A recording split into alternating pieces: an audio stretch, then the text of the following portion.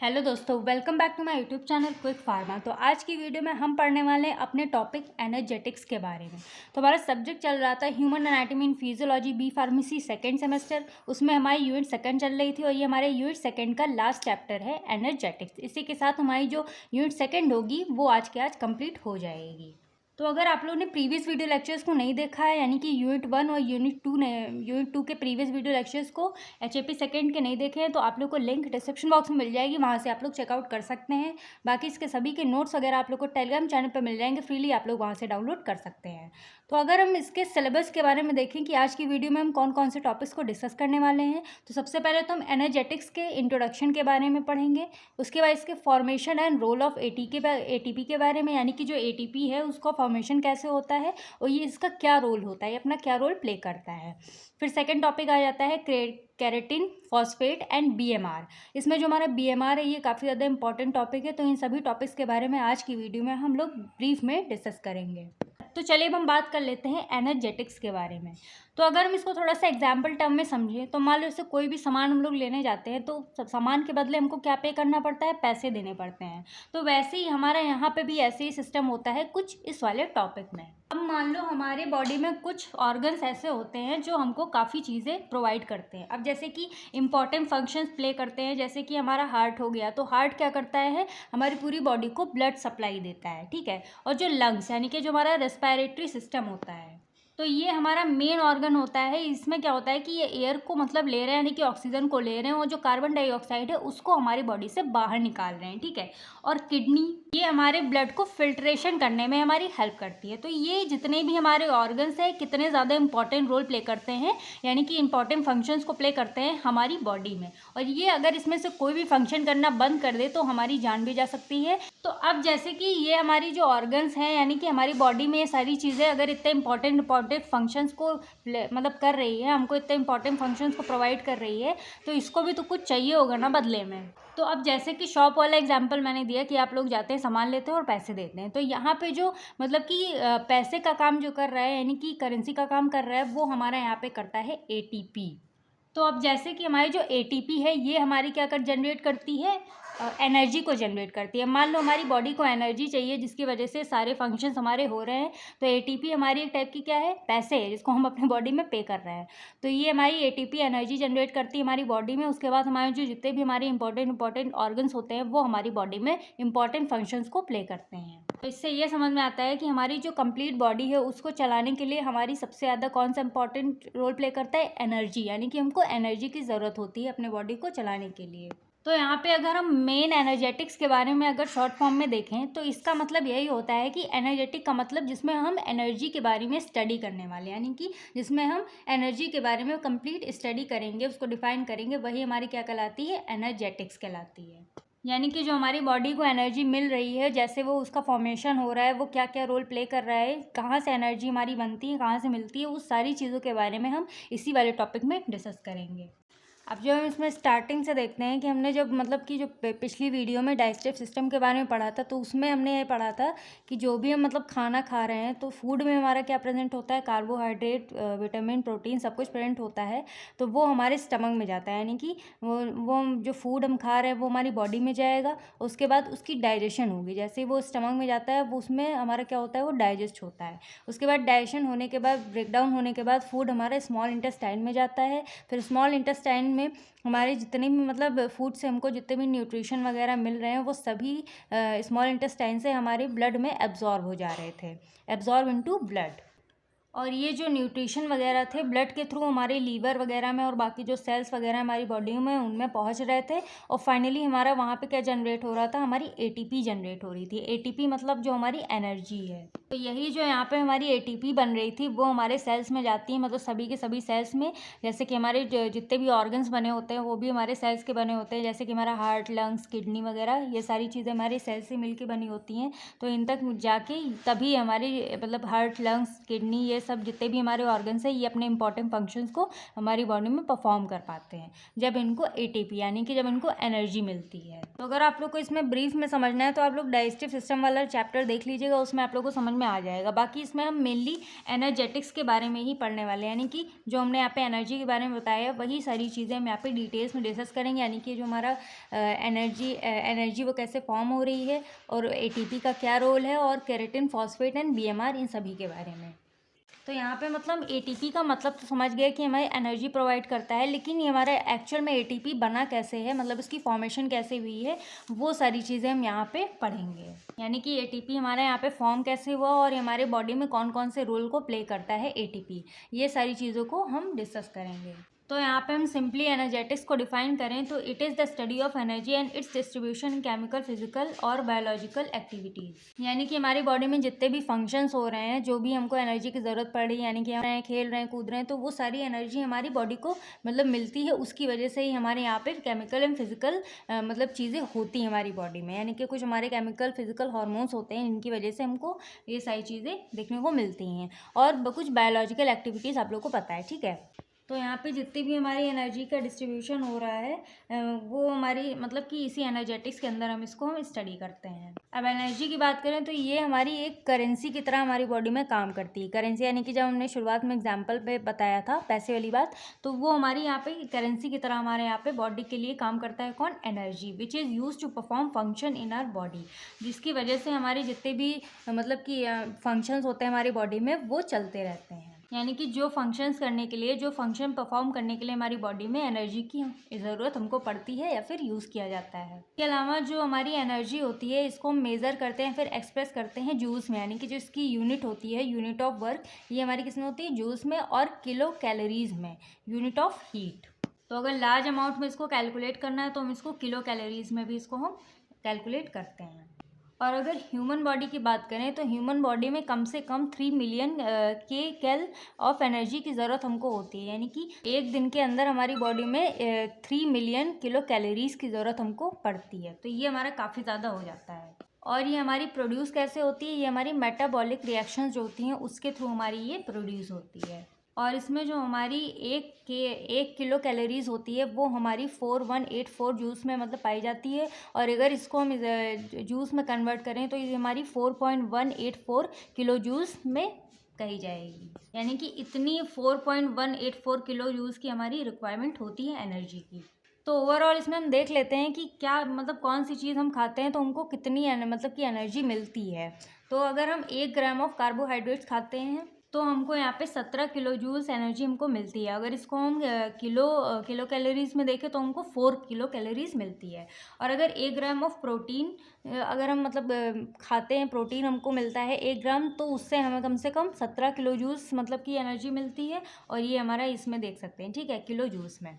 बाकी 1 gram of fat अगर हमको मिलता है तो उसमें 38 किलो जूल्स, यानी कि फ़ैट में कम ज़्यादा होता है तो 38 किलो जूल्स इससे हमको एनर्जी मिलती है। और इसमें 9 किलो कैलोरीज़ के हिसाब से इसको हम अगर किलो कैलोरीज़ में देखते हैं तो 9 किलो कैलोरीज़ मिलता है। तो 1 gram carbohydrate 17 kilo joule energy provide करता है, 1 gram protein 17 kilo joule provide करता है, और 1 gram of fat 38 kilo joules energy हमको प्रोवाइड करता है। तो ये एक हमारा ब्रीफ इंट्रो हो जाता है एनर्जी के बारे में। तो एनर्जी के बारे में अगर पूछा जाता है मतलब कि अगर इसकी डेफिनेशन वगैरह 2 मार्क्स में, तो मतलब आप लिख के आ सकते हो इसकी डेफिनेशन वगैरह, और ये जो इसका फॉर्मूला है, ये वाला फॉर्मूला, ठीक है। तो ये एनर्जेटिक्स एंड एनर्जी के बारे में आप समझ में आ गया होगा। इतना ही, ये जो इसका फॉर्मूला वगैरह आप लोग को यहाँ पे याद ही करना पड़ेगा। तो अब हम यहाँ पे बात करते हैं 3 कंपाउंड्स के बारे में, जो कि हमारा यहाँ पे होने वाला है ATP, keratin, phosphate and BMR.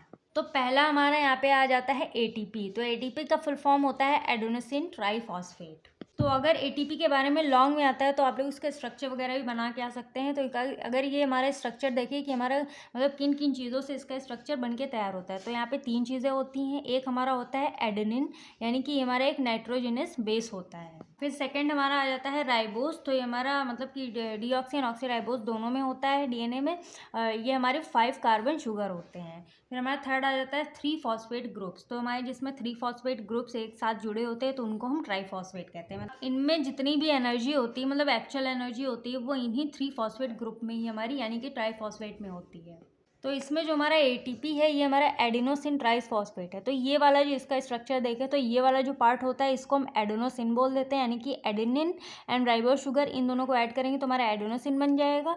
और ये वाला जो पूरा कंपाउंड होता है ये हमारा कहलाता है ट्राइफॉस्फेट, क्योंकि इसमें हमारे 3 फॉस्फेट हैं।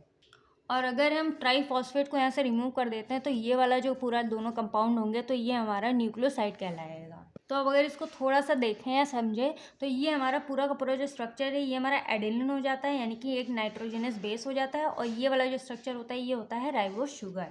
तो अब यहाँ पे अगर हम राइबोस शुगर की जगह यहाँ पे डीऑक्सीराइबोस लगा देते हैं तो ये हमारा क्या हो जाएगा, डीएनए का स्ट्रक्चर बन जाएगा। और यहाँ पे हमारे लगे होते हैं ट्राइफॉस्फेट, यानी कि 3 फॉस्फेट के ग्रुप्स। अब इसमें अगर जैसे जो एटीपी है हमारा एडेनोसिन ट्राइफॉस्फेट है, जब इसको एनर्जी रिलीज़ करनी होती है, मतलब जब ये एनर्जी निकालता है तो ये क्या करता है कि यहाँ से एक फॉस्फेट ग्रुप को ये ब्रेक डाउन कर देता है, तोड़ देता है। तो अब ये कैसे होता है ब्रेक डाउन, तो मान लीजिए इसमें हम इसका मैकेनिज्म समझे तो मान लो ये हमारा क्या है, एटीपी है, ठीक है। तो एटीपी जब हमारी बॉडी में कोई भी मान लो कि कोई भी हमारी एक केमिकल रिएक्शन कराई इसने, ठीक है, तो ये हमारा किस में हो जाता है, ए से ये हमारी बी में कन्वर्ट हो जाता है।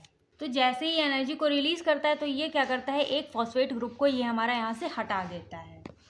और ये वाला जो ग्रुप है ये पूरा हमारा ट्राइफॉस्फेट है। जब यहाँ से हमारा एक ग्रुप यहाँ से हट जाएगा तो हमारे यहाँ पे क्या बचेगा, डाईफॉस्फेट, यानी कि 2 फॉस्फेट बचेंगे। तो यहाँ पे जैसे एटीपी एनर्जी रिलीज़ करता है तो एक फॉस्फेट हटेगा, तो यहाँ से हमारा जो एटीपी है ये हमारा हो जाता है एडीपी, यानी कि एडेनोसिन डाईफॉस्फेट। और ये हमारा ए से हमारा यहाँ पे बी बन जाता है। तो यहाँ पे हमारी रिएक्शन भी कंप्लीट हो जाती है। और यहाँ पे जो हमारा एटीपी यानी कि जो एक फॉस्फेट है वो हमारा एडीपी, यानी कि एटीपी हमारा एडीपी में कन्वर्ट हो जाता है, यानी कि एक इसने एनर्जी अपना मतलब लूज़ कर दिया, रिलीज़ कर दिया, एक फॉस्फेट इसने अपना दे दिया। तो इसमें से ये समझ में आता है कि जो हमारा एडिनोसिन ट्राइफॉस्फेट है, यानी कि जो एटीपी है ये 3 बार एनर्जी को रिलीज़ करता है। तो जब एक फॉस्फेट जाएगा, दूसरा फॉस्फेट जाएगा और तीसरा लास्ट फॉस्फेट जाएगा, तब हमारे यहाँ पे एडेनोसिन बचेगा सिर्फ, क्योंकि हमारे 3 फॉस्फेट ये रिलीज़ कर देगा।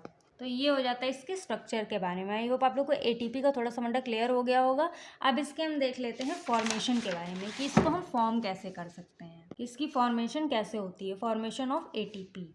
तो अब इसकी फॉर्मेशन भी बहुत काफ़ी सिंपल है। मान लो जैसे कि इसने एटीपी से एडीपी में कन्वर्ट हो गया, यानी कि एक इसने अपना एक इसने अपना फॉस्फेट रिलीज़ किया, एक एनर्जी रिलीज़ कर दी, तो यहाँ पे एडीपी में कन्वर्ट हो गया। अब बनता भी ऐसे ही है। मान लो ये हमारा जो एडीपी है, एडीपी एडेनोसिन डाईफॉस्फेट, अब इसमें हमारा एक फॉस्फेट जुड़ जाता है तो ये हमारा क्या बन जाता है, एटीपी, यानी कि एडेनोसिन ट्राइफॉस्फेट। तो जिस तरीके से खर्च होता है उसी तरीके से हमारा ये फॉर्म भी हो जाता है, यानी कि इसमें एक एडीपी में हम जब एक फॉस्फेट ऐड कर देते हैं तो ये हमारा एटीपी में कन्वर्ट हो जाता है, यानी कि ये हमारा एटीपी एडेनोसिन ट्राइफॉस्फेट बन जाता है। और एक हमारा एएमपी होता है, यानी कि एडेनोसिन मोनोफॉस्फेट। तो इसमें अगर हम एक फॉस्फेट ऐड करते हैं तो ये हमारा एडीपी बन जाता है। और एडेनोसिन डाईफॉस्फेट में जब हम एक फॉस्फेट ऐड करते हैं तो ये हमारा एटीपी बन जाता है। तो इस तरीके से हमारे एटीपी का फॉर्मेशन होता रहता है और इसमें से हमारी एनर्जी भी रिलीज़ होती रहती है, यानी कि एटीपी में से जो फॉस्फेट होता है वो खर्च भी होता रहता है और यहाँ पे ऐड भी होता रहता है। तो अब यहाँ पे देखा जाए तो ये हमारे सेल्यूलर रेस्पिरेशन प्रोसेस के थ्रू ये हमारे बनाए जाते हैं। अब इसमें जैसे कि हमारे जो ग्लूकोज वगैरह, जो ग्लूकोज मॉलिक्यूल वगैरह हैं, जब वो ब्रेक डाउन होते हैं तो उन्हीं से हमारे एटीपी का प्रोडक्शन होता है। अब इसमें हमारे 3 मेथड्स आते हैं, यानी कि 3 स्टेजेस आती हैं सेलुलर रेस्पिरेशन में, जिससे हम एटीपी का फॉर्मेशन कर सकते हैं। पहला हमारे यहाँ पे आ जाता है ग्लाइकोलिसिस, सेकंड आता है क्रेब्स साइकिल और सिट्रिक एसिड साइकिल, थर्ड आता है ऑक्सीडेटिव फॉस्फोराइलेशन और ईटीसी। अब यहाँ पे हमारा पहला आ जाता है ग्लाइकोलिसिस। अब इसमें क्या होता है कि ये मतलब कि इसमें कार्बोहाइड्रेट का मेटाबॉलिज्म होता है, अकर्स इन सेल साइटोसॉल्स, मतलब कि ये हमारा सेल साइटोसॉल जो होता है उसमें अकर होता है। एंड जो इसमें ग्लूकोज होता है वो हमारा पायरूवेट में कन्वर्ट हो जाता है। एंड यहाँ पे ये काफ़ी ज़्यादा अमाउंट में ये हमारा एटीपी एंड NADH को यहाँ पे ये प्रोड्यूस करता है। अब जब पूरी ग्लाइकोलिसिस वाली प्रोसेस यहाँ पे होती है तो हमारे यहाँ पे क्या होता है कि 2 एटीपी जो होते हैं वो हमारे इन्वेस्ट हो जाते हैं, यानी कि स्टार्टिंग में हमारे 2 एटीपी इन्वेस्ट हो जाते हैं और यहाँ पे हमारी 4 एटीपी अर्न हो जाती है, यानी कि हमारी 4 एटीपी बन जाती हैं। और 4 एटीपी के साथ साथ हमारे यहाँ पे 2 NADH भी हमको अर्न होते हैं, यानी कि दो NADH भी हमारे बन जाते हैं। अब NADH से भी हमारी ATP बनती है। तो हमारे यहाँ पे जो एक NADH होता है, यानी कि एक NADH होता है, उसमें हमारी कितनी बनती है, 3 ATP बनती है। ठीक है, तो यहाँ पे हमारी कितनी है, 2 NADH है। तो यहाँ पे जो 2 NADH है, इससे हमारी 6 ATP फॉर्म होगी। तो यहाँ पे आप देख सकते हैं कि यहाँ पे हमारी 6 ATP यहाँ पे फॉर्म हो जाती है और 4 ATP यहाँ, तो हमारे कितने हो गई, टोटल 10 ATP हो गई। और यहाँ पे हमारी स्टार्टिंग में आप देख सकते हैं कि हमारी जो ATP थी, 2 ATP हमारी यहाँ पे इन्वेस्ट हो गई थी, यानी कि यूज़ हो गई थी। तो इसमें 10 में से, जब यहाँ पे 10 में से यहाँ पे हम 2 हटा देते तो हमारी कितनी बचेगी, 8 ATP बचेगी। तो यहाँ पे देख सकते हो कि यहाँ पे हमारी जो ग्लाइकोलिसिस साइकिल होती है, उसमें हमारी कंप्लीट 8 ATP फॉर्म हो जाती है, यानी कि बन जाती है।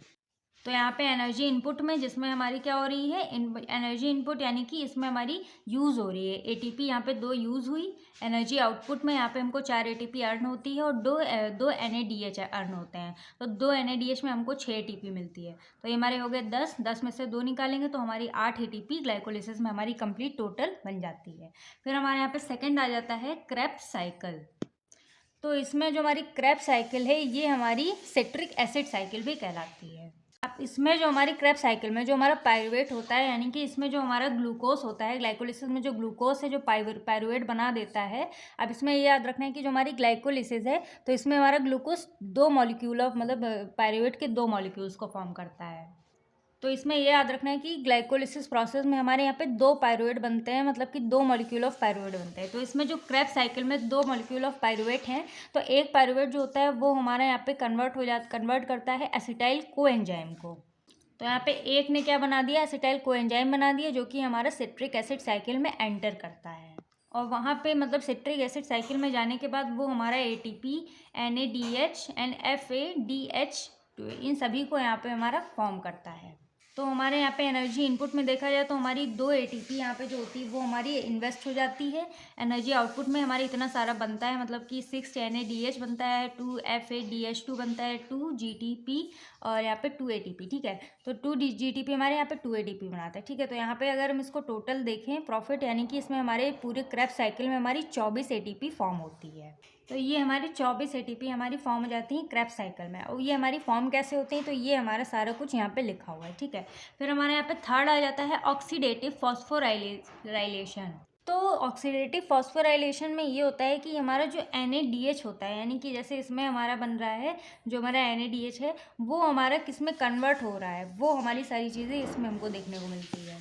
तो इसमें जो हमारी NADH एंड FADH होता है, ये हमारी एक पूरी सीरीज़ होती है। तो इसमें जो हमारे मतलब इस तरीके से होती है, तो इसमें हमारे जो इलेक्ट्रॉन्स होते हैं वो इधर से उधर मूव करते रहते हैं। और आखिरी में जो हमारा मतलब 5th कॉम्प्लेक्स होता है, यानी कि जो हमारा ATP सिंथेज है, वो हमारा क्या होता है, एक 5th कॉम्प्लेक्स होता है। तो उसमें से हमारा जो यहाँ पे ATP होता है वो हमारे यहाँ पे प्रोड्यूस होता है, यानी कि फॉर्म हो जाता है। तो इसमें जो हमारे मतलब ऑक्सीडेटिव फॉस्फोराइलेशन में टोटल हमारी एनर्जी यील्ड होती है, यानी कि इसमें 32 से 34 ATP अप्रॉक्स हमारी बनती है। और वो हमारे डिपेंड करता है, यानी कि हमारे कितने हमारे यहाँ पे NADH एंड FADH यहाँ पे एंटर हो रहे हैं। क्योंकि हमारे यहाँ पे NADH एंड FADH जितने ज़्यादा मतलब कि एंटर होंगे, उतने ज़्यादा यहाँ पे हमारा ATP का फॉर्मेशन होगा। तो ये हमारा हो जाता है, मतलब ये ऑक्सीडेटिव फॉस्फोराइलेशन इतना पूछा नहीं जाता है, लेकिन अगर आ जाता है तो आप इसको शॉर्ट में लिख के आ सकते हैं। बाकी ये हमारा हो जाता है यहाँ पे फॉर्मेशन ऑफ ATP के बारे में। तो इसमें आप ये पहला आ जाएगा glycolysis, Krebs cycle and oxidative phosphorylation. Long में आता है तो आप इसे तीनों के बारे में ऐसे लिख के आ सकते हैं। तो अब हम देख लेते हैं रोल ऑफ ATP के बारे में कि ATP हमारा क्या क्या रोल प्ले करता है। तो रोल ऑफ ATP में हमने सारा कुछ तो यहाँ पे देख ही लिया था कि हमारे कैसे मतलब कि हमारे जो इम्पॉर्टेंट फंक्शन जो हमारे ऑर्गन है हमारे बॉडी में कैसे इंपॉर्टेंट फंक्शन कर रहा है और ATP उसको कैसे एनर्जी प्रोवाइड करता है, जिस हिसाब से ये हमारे इंपॉर्टेंट फंक्शंस को प्ले करते हैं हमारी बॉडी में। तो हमारी जो एनर्जी मतलब कि ये जो हमारी ATP है, ये हमारी एनर्जी करेंसी की तरह हमारी ये काम आती है। जैसे कि हमारे जो प्राइमरी एनर्जी सोर्सेज होते हैं, सेलुलर प्रोसेस, जितने भी हमारे सेलुलर प्रोसेस होते हैं उसमें हमारे ये एनर्जी सोर्सेज की तरह ये हमारे काम आते हैं, यानी कि प्राइमरी एनर्जी सोर्सेज की तरह। फिर हमारा यहाँ पे आ जाता है मसल्स कॉन्ट्रैक्शन, यानी कि जो भी हम मूवमेंट कर रहे हैं हमारी बॉडी में, जो भी मूवमेंट होते हैं मसल्स कॉन्ट्रैक्ट होते हैं, कॉन्ट्रैक्ट एंड रिलैक्स होते हैं मसल्स, वो उसमें हमारी ATP यानी कि उसमें हमारे कैल्शियम प्रेजेंट होता है, तो हमारी ATP की रिक्वायरमेंट होती है, तो उसमें भी हमारी ATP काफ़ी ज़्यादा नेसेसरी होती है। फिर हमारे आ जाता है प्रोटीन सिंथेसिस। अब इसमें जैसे कि हमारी जो प्रोटीन सिंथेसिस होती है उसमें भी हमको यहाँ पे ATP की ज़रूरत होती है, उसमें भी ATP रिक्वायरमेंट होती है, क्योंकि उसमें हमारी हमारी प्रोटीन सिंथेसिस वगैरह बनती है। फिर हमारा आ जाता है मेम्ब्रेन ट्रांसपोर्ट। अब इसमें भी हमारी एटीपी की नीड होती है for active transport of molecule across cell membrane. यानी कि जो भी हमारे जो मतलब कि जो मॉलिक्यूल्स होते हैं, ड्रग्स वगैरह होते हैं, वो हमारे सेल्स के अंदर जा रहे हैं, बाहर जा रहे हैं, सेल्स के बाहर जा रहे हैं, तो वो उसमें भी हमारी एटीपी यानी कि एनर्जी की हमको ज़रूरत होती है। फिर हमारा आ जाता है सेल सिग्नलिंग। इसमें भी हमारी एटीपी इन्वॉल्व होती है, क्योंकि इसमें हमारी जो सेल सिग्नलिंग पाथवे है उसमें भी हमको एटीपी की ज़रूरत पड़ती है। जैसे कि सेल सिग्नलिंग, जैसे कि एक सेल दूसरे सेल को सिग्नल सेंड कर रहा है, तो वो एनर्जी के द्वारा ही मतलब कि पहुंचाता है। फिर हमारा आ जाता है डीएनए सिंथेसिस। तो इसमें हमारी डीएनए रेप्लिकेशन एंड रिपेयर में भी काफ़ी ज़्यादा हमारी एटीपी की एनर्जी की ज़रूरत होती है। फिर हमारा आ जाता है सेल डिवीजन। अब जो हमारे सेल हैं वो एक सेल से दूसरे सेल में डिवाइड होते हैं, तो उसमें भी हमको किसी किसी सेल्स में हमारी डिवीजन में भी काफ़ी ज़्यादा एटीपी यानी कि एनर्जी की हमको रिक्वायरमेंट होती है। अब जैसे सेल सिग्नलिंग है, तो इसमें हमारा जो एक सेल है वो हमारे दूसरे सेल को इन्फॉर्मेशन भेज रहा है, तो इसमें भी हमको एटीपी की ज़रूरत पड़ती है। ठीक है। अब यहाँ पे जो हमारा सेल डिवीजन है, एक सेल दूसरे सेल्स में टूट रहा है, 2-3 सेल्स में ऐसे करके टूट रहा है, ब्रेक डाउन हो रहा है, यानी कि मतलब सेल डिवाइड हो रहे हैं आपस में, तो उसमें भी हमको क्या ज़रूरत होती है, एटीपी की ज़रूरत होती है, यानी कि इसमें भी हमको एनर्जी चाहिए होती है। तो ये सभी हो जाते हैं यहाँ पे रोल ऑफ एटीपी के बारे में। आई होप आप लोगों को समझ में आ गया होगा। तो इसमें हमारी फॉर्मेशन कैसे हो रही है एटीपी की, और ये हमारी क्या क्या रोल प्ले करता है हमारा एटीपी, यानी कि किस किस चीज़ में हमको एनर्जी ज़रूरत पड़ती है एटीपी की। ठीक है, तो ये सारी चीज़ें हो जाती है। फिर हमारा नेक्स्ट टॉपिक आ जाता है formation and role of creatine phosphate. अब ये जो हमारा केराटिन फॉस्फेट होता है, ये हमारा एक हाई एनर्जी कंपाउंड होता है, यानी कि जैसे हमारा एटीपी था, तो एटीपी हमारे मतलब पूरे एटीपी हमारी पूरी बॉडी के लिए काम कर रहा है, पूरी बॉडी में हमको एनर्जी प्रोवाइड करता है, यानी कि इंपॉर्टेंट फंक्शंस वगैरह भी इसमें हमारे हो रहे हैं एटीपी के थ्रू। यानी कि एटीपी जो है हमारा मेटाबॉलिक रिएक्शन में हमारा काफ़ी ज़्यादा हेल्प करता है। लेकिन जो हमारा केराटिन होता है, ये हमारे मतलब कि जैसे हमारे जो मसल्स वगैरह होते हैं बॉडी में, मान लो जो हमारी मसल्स वगैरह हैं, ठीक है, तो इसके अंदर जो हमको ताकत मिलती है, जो मतलब कि जो भी हमको यहाँ पे स्ट्रांगनेस मिलती है, वो हमको कौन प्रोवाइड करता है, केराटिन फॉस्फेट। तो ये जो हमारा केराटिन फॉस्फेट होता है, ये हमारा हाई एनर्जी कंपाउंड होता है जो कि हमारे किसमें, मसल सेल्स में इसको मतलब स्टोर करके रखता है, और ये स्टोर करके रखता है एटीपी को, यानी कि एडेनोसिन फॉस्फेट को ये हमारा स्टोर करता है। तो जैसे मान लो जैसे हमारी जो मसल्स वगैरह होती हैं, हाथ पैर की मसल्स वगैरह हैं, पूरी बॉडी में जो मसल्स हैं, अगर उसमें कोई भी वीकनेस आती है, तो हमारा जो केराटिन फॉस्फेट है, यानी कि केराटिन फॉस्फेट यहाँ पे मतलब मेन काम एटीपी का ही होता है। तो एटीपी हमारी क्या, जो केराटिन फॉस्फेट है, जिस जगह पे हमको मतलब जिस भी मसल्स में हमको प्रॉब्लम होती है, फिर वीकनेस फील होती है, तो केराटिन फॉस्फेट उस एटीपी को, यानी कि जो उसने स्टोर कर रखा है, वो एटीपी यहाँ पे हमारे क्या करता है, रिफिल कर देता है, यानी कि यहाँ पे फिल कर देता है। तो ये एक तरीके से एटीपी को स्टोर करने का काम कर रहा है, इसीलिए हमारा ये हाई एनर्जी कंपाउंड कहलाता है, जो कि एटीपी को स्टोर करता है। फिर जहाँ भी ज़रूरत होती है हमारे, जैसे मसल्स वगैरह में कहीं भी वीकनेस आ गई, तो वहाँ ज़रूरत होती है एटीपी की, तो वो वहाँ पे उस जगह पे एटीपी को ये फिल कर देता है, जिससे कि जो मतलब वीकनेस वगैरह है वो ना रहे। जहाँ भी एनर्जी की कमी हो रही है उस जगह पे ये एनर्जी को पहुँचाता है। ये हमारी ज़रूरत कहाँ पे पड़ती है, ये हमारी बेसिकली जो हमारी ये ज़रूरत कब पड़ती है, जब मतलब कि इंस्टेंट मसल्स एक्टिविटीज़ वगैरह जब होती है, तो उसमें हमारी काफ़ी ज़्यादा ज़रूरत पड़ती है। जैसे कि जो लोग जिम वगैरह जाते हैं, तो उसमें जो मतलब जो सप्लीमेंट वगैरह लेते हैं, तो उसमें हमारी केराटिन फॉस्फेट भी प्रेजेंट होता है, कि लोगों को क्या हाई एनर्जी कंपाउंड मतलब हाई एनर्जी प्रोवाइड करता है। अब इसको जो हमारे केराटिन फॉस्फेट है, इसको हम फॉस्फोकेराटिन के नेम से भी जानते हैं। इसके अलावा ये हमारे मसल्स के अंदर स्टोरेज के फॉर्म में मतलब कि ये काम करता है, ये हमारा एनर्जी को यहाँ में मतलब कि स्टोर करता है। It is storage form of energy in the muscle, यानी कि मसल्स में हमारा एज ए एनर्जी की तरह हमारा स्टोर होता है। अब चलिए हम इसके फॉर्मेशन के बारे में देख लेते हैं कि जो हमारा केराटिन फॉस्फेट है वो हमारा बनता कैसे है। तो अब इसमें देखा जाए तो जो हमारा आर्जिनिन होता है, उससे हमारा यहाँ पे ग्वानिन डाइनो एसीटेट बनता है, और यहाँ पे जो हमारा ग्लाइसिन होता है उससे हमारा ऑर्निथिन बनता है। ये हमारा जो यहाँ पे ग्वानिडिनो एसीटेट है, इसी से हमारा यहाँ पे केराटिन फॉर्म हो जाता है। अब इसमें हमारा यहाँ पे आ जाता है, लग जाता है यहाँ पे एडेनोसिन ट्राइस फॉस्फेट। ठीक है, अब ये हमारा एक जो फॉस्फेट होता है, यानी कि हमारा एडीपी है, तो एक फॉस्फेट हमारा यहाँ पे क्या करता है, एनर्जी की तरह यहाँ पे लग जाता है। तो जब यहाँ पे हमारा एक फॉस्फेट जब यहाँ पे लग जाएगा, ठीक है, तो ये हमारा क्या बन जाएगा, केराटिन फॉस्फेट बन जाएगा। और जहाँ भी हमारा फॉस्फेट ग्रुप लगता है, वहाँ पे हमारा ये एक एंजाइम लगता है, केराटिन काइनेज। ठीक है, तो ये हमारा एक टाइप का एंजाइम है। तो यहाँ पे एटीपी ने एक अपना फॉस्फेट दिया, तो ये कन्वर्ट हो गया एडीपी में, और एक फॉस्फेट इसने केराटिन को दिया, तो यहाँ पे क्या फॉर्म हो गया, केराटिन फॉस्फेट हो गया, जिसके बारे में हम पढ़ रहे हैं। तो इस तरीके से हमारा जो केराटिन फॉस्फेट है यहाँ पे बन जाता है। अब इसके रोल के बारे में देख लेते हैं कि क्या क्या रोल को प्ले करता है। तो पहले यहाँ पे आ जाता है एनर्जी बफरिंग। तो इसके बारे में देखें तो act as high energy reserve. तो इसमें मतलब कि जैसे एनर्जी बफरिंग में मतलब कि एनर्जी स्टोर करने की इसमें ताकत होती है, तो ये हाई एनर्जी को ये रिजर्व करके यानी कि बचा के रखता है। ये हमारा जैसे कि रिजर्व करके रखता है जो भी हाई एनर्जी को, जैसे कि हमारे मतलब कि इंस्टेंट मसल एक्टिविटी वगैरह होती है जब वहाँ पे मतलब कि जब ज़रूरत पड़ती है एटीपी की, तो ये वहाँ पे एटीपी को जो स्टोर्ड होती है उसको ये हमारा क्या करता है, रिफिल कर देता है मसल्स में, जिससे कि जो हमारी मसल्स वगैरह होती हैं वो हमारी एक्टिविटी अच्छे से दे पाएँ। तो किसी को अगर ज़्यादा एनर्जी की ज़रूरत पड़ती है तो वो हमारे इसका यूज़ करते हैं। फिर हमारा यहाँ पे आ जाता है सेकेंड एटीपी रीजनरेशन। अब इसमें क्या होता है, डोनेट इस फॉस्फेट ग्रुप टू एडीपी। इसमें क्या करता है कि ये जो मतलब कि एक फॉस्फेट जो होता है वो एडीपी को ये दे देता है, यानी कि टू फॉर्म एटीपी। अब एक फॉस्फेट जब ये डोनेट कर देता है एडीपी को, तो हमारे यहाँ पे क्या फॉर्म हो जाता है, एटीपी फॉर्म हो जाता है। मान लो ऐसे एडेनोसिन डाईफॉस्फेट, इसमें फॉस्फेट और जुड़ जाएगा तो यहाँ पे हमारा क्या फॉर्म हो जाएगा, एडेनोसिन ट्राईफॉस्फेट बन जाएगा।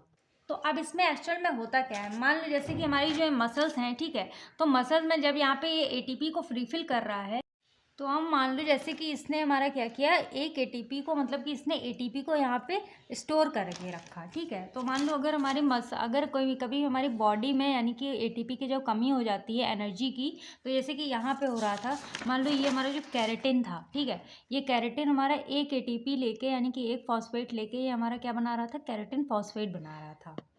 तो अगर हमारी बॉडी में जब ज़रूरत पड़ती है एटीपी की यानी कि एनर्जी की ज़रूरत पड़ती है, तो ये हमारा क्या करता है, कैरेटिन फॉस्फेट में जो फॉस्फेट है इसको ये हमारा यहाँ से रिमूव कर देता है।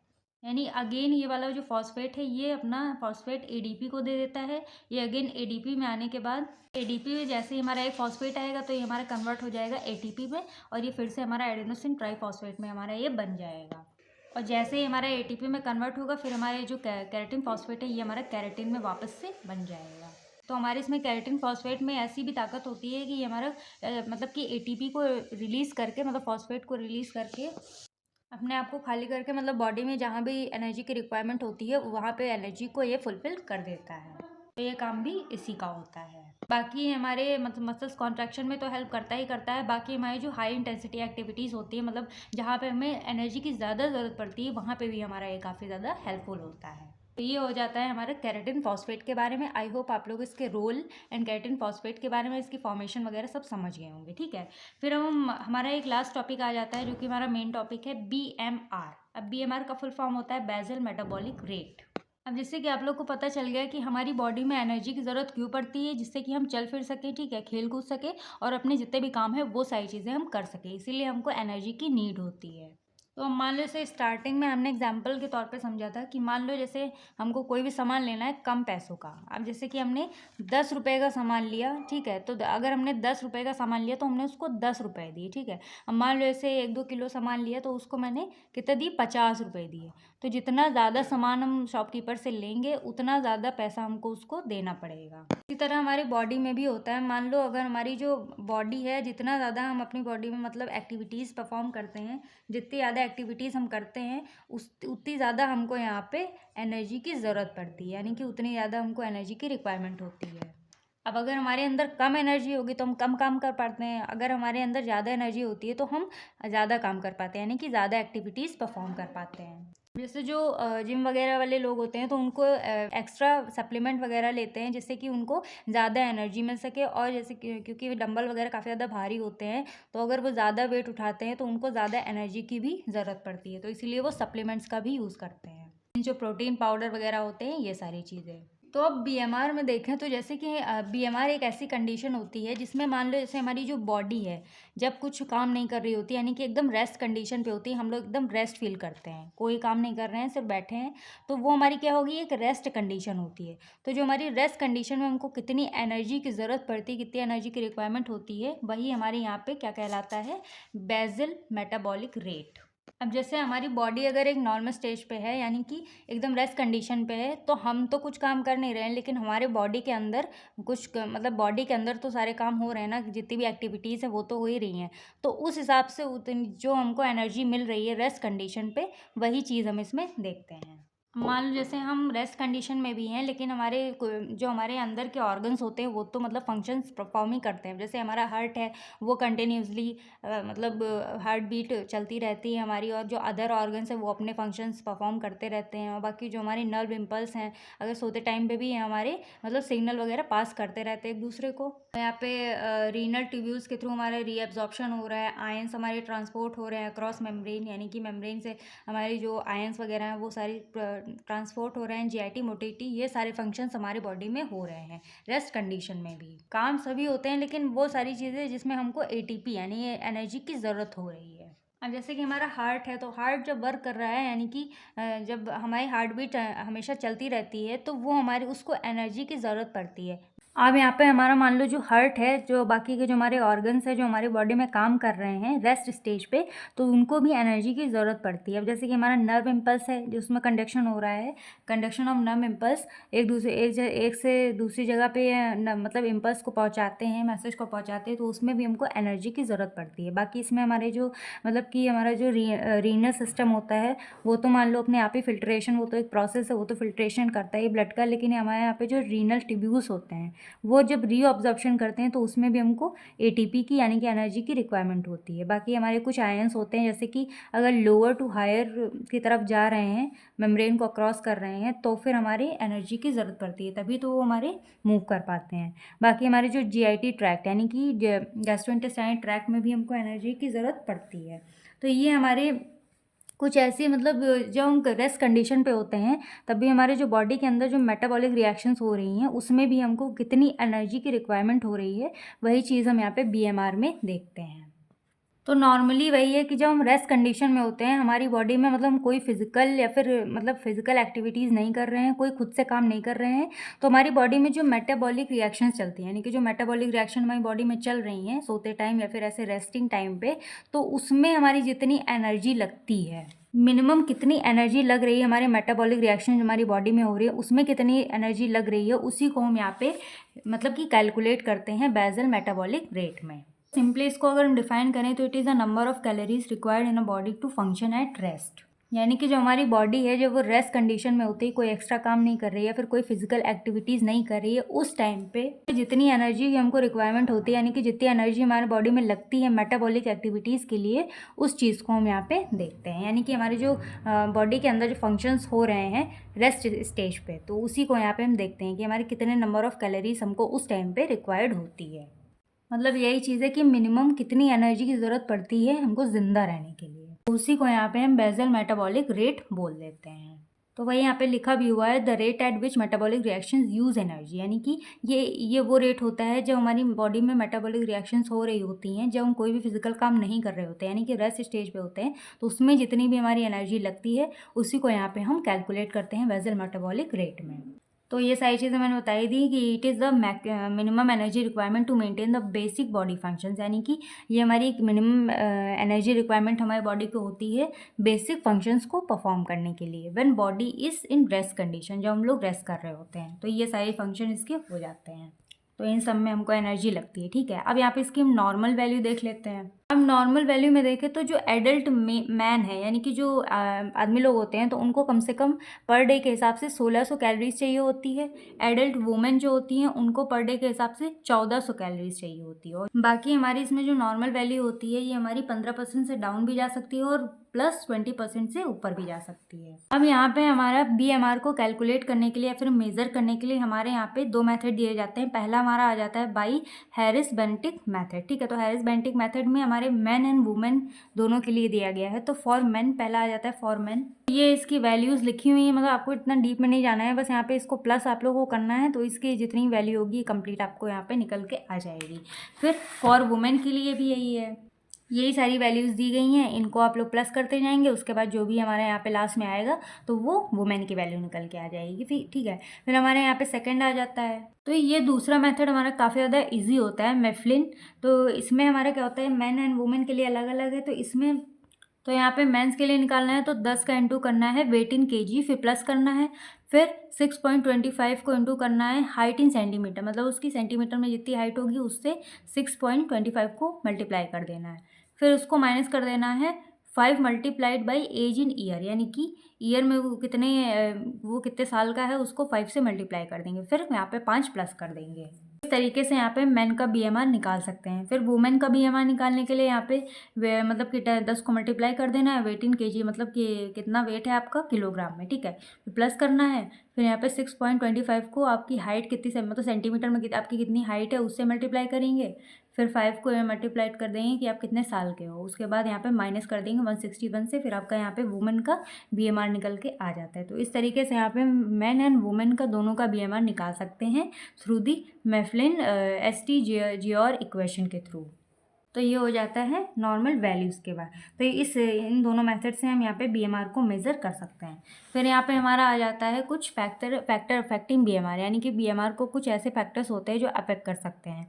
तो हमारा ये लॉन्ग में पूछा जाता है, इसीलिए यहाँ पे हम ये सारी चीज़ें मतलब फैक्टर अफेक्टिंग वगैरह ये सारी चीज़ें आप लोग को मेंशन करनी पड़ेगी। तो मतलब कि एज में देखा जाए तो वुमेन्स में मतलब BMR हमारे एज के हिसाब से डिक्रीज़ होता है, मतलब कम रहता है। अब इस साइड में देखा जाए तो यहाँ पे मतलब कि जो मेन जनरली होते हैं उसमें हमारा हायर BMR होता है किससे, वुमेन से। जैसे कि 1600 BMR होता है 1600, और मतलब कि हायर BMR होता है मेन का हमेशा वुमेन से, ठीक है। फिर वेट में देखा जाए तो BMR increases with body weight, यानी कि बॉडी वेट के हिसाब से यहाँ पे मतलब कि BMR जो होता है वो हमारा इंक्रीज़ हो जाता है। मान लो ऐसे किसी का ज़्यादा वेट है तो उसमें जो हमारी मतलब बॉडी में जो मेटाबॉलिक रिएक्शन चल रही थी तो उसमें हमको हाई एनर्जी की ज़रूरत पड़ेगी, यानी कि इसमें हमारी ज़्यादा एनर्जी हमको लगती है। फिर हमारी हाइट के बारे में देखें तो कि कुछ लोग बहुत लंबे होते हैं, कुछ लोग छोटे होते हैं, तो जो ज़्यादा टॉलर होते हैं तो उनको मतलब उनको ज़्यादा BMR की ज़रूरत पड़ती है, यानी कि उनको ज़्यादा एनर्जी की ज़रूरत पड़ती है। और जो मतलब शॉर्ट होते हैं जिनकी हाइट कम होती है तो उनमें BMR की ज़रूरत कम पड़ती है। अब फिर हमारा जेनेटिक्स में आ जाता है, तो genetic variation can influence BMR।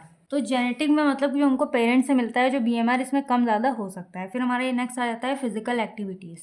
अब फिजिकल एक्टिविटीज़ में जैसे BMR इंक्रीज़ हो जाता है विथ रेगुलर एक्सरसाइज। जैसे हम लोग रेगुलर एक्सरसाइज करते हैं तो उसमें हमारा BMR जो होता है वो बढ़ जाता है, कि उसमें हमको एनर्जी की ज़्यादा रिक्वायरमेंट होती है। जैसे लोग जिम वगैरह जाते हैं या फिर एक्सरसाइज घर पर ही करते हैं तो उनको BMR यानी कि एनर्जी की ज़्यादा रिक्वायरमेंट होती है। स्टारवेशन में अब जैसे कुछ लोग फास्ट वगैरह रखते हैं तो उसमें जो हमारा BMR होता है वो एकदम डिक्रीज़ हो जाता है, अप टू 50% वो हमारा डिक्रीज़ होता है। जैसे कोई भी भूखा वैसा है तो उसमें उसकी जो BMR होगी वो एकदम कम हो जाएगी, क्योंकि उसमें एनर्जी जब बहुत ही ज़्यादा कम होगी, क्योंकि उसने खाना पीना तो कुछ खाया नहीं होता है, तो इसीलिए उसका BMR कम हो जाता है।